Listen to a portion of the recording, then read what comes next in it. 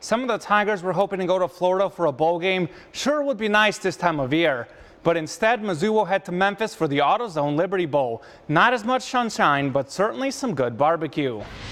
The 8-4 Tigers will take on former Big 12 rival Oklahoma State on New Year's Eve. The 6-6 Cowboys will play in their 13th straight bowl game.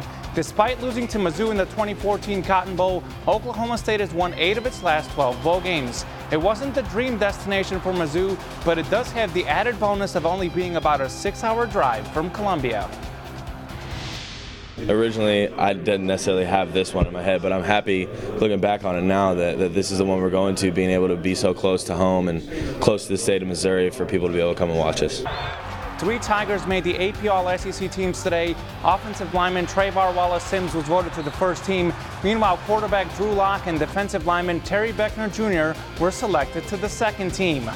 To the NFL, Patrick Mahomes continued his passing clinic with 4 more touchdown passes in a 40-33 win over the Raiders. He's up to an NFL-high 41 TD passes. Mahomes is the fastest to 40 touchdown passes in NFL history. The Chiefs now 10-2 and control their own destiny in terms of getting home field advantage in the AFC playoffs. But Kansas City will continue without Kareem Hunt, who was kicked off the team last Friday after a video surfaced from a February domestic violence incident. Here's Mahomes on the Hunt situation. I saw the stuff that happened, and I mean, we don't do those things. But at the same time, I just kind of focused on our organization, the Chiefs, and I know we have to move forward and keep going out there and winning football games if we want to have success this season. The Chiefs re-signed former running back Sharkandrick West today. Looks like Spencer Ware and West will be the Chiefs running backs the rest of the season. On the basketball, going into the year, Mizzou was supposed to dominate down low with the sides of Jonte Porter and Jeremiah Tillman. Of course, Porter went down with a season-ending knee injury. And while Tillman has been okay in the paint, Missouri's offense has relied on the three-point shot. This was clearly the case in yesterday's 64-62 win over UCF. Yes, 7'6" Taco Fall was part of the problem, but the Tigers shot just 32% on 2-point field goals. Meanwhile, Mizzou made 12 threes and shot 41% from deep. Jordan Geist led the way with 5 threes, including the game-tying buzzer beater at the end of regulation. Geist says the hard work has paid off. When you got guys that put in the work that these guys do on the team, you can't expect anything less than that.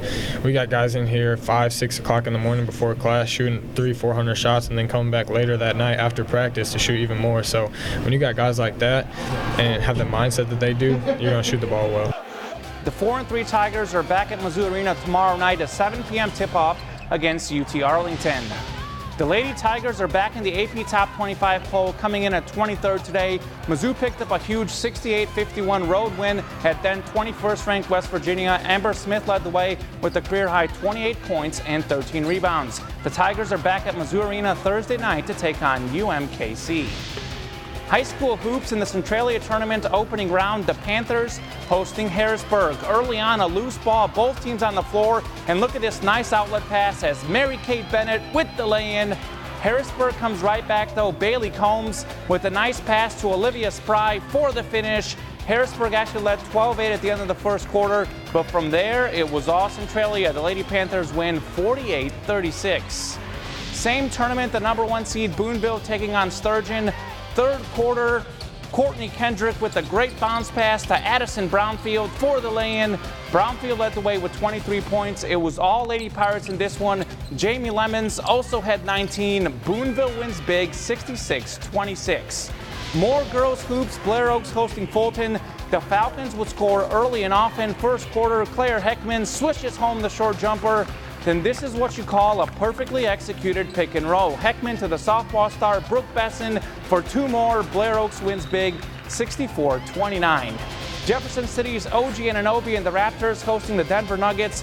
Third quarter, OG from 3, and he gets a very kind bounce right here. Around and in, Raptors down 80-73 though. In the fourth quarter, more OG from deep, and that one right here would be perfect. 6 points on the night for OG, but Nikola Jokic had a triple-double and several clutch plays late. The Nuggets win it 106-103. So keeping up on OG. He's slowed down a little bit. He was doing great, but overall, awesome to see him doing good in the NBA. It's great to be able to watch him. Absolutely. Thanks, Kamen.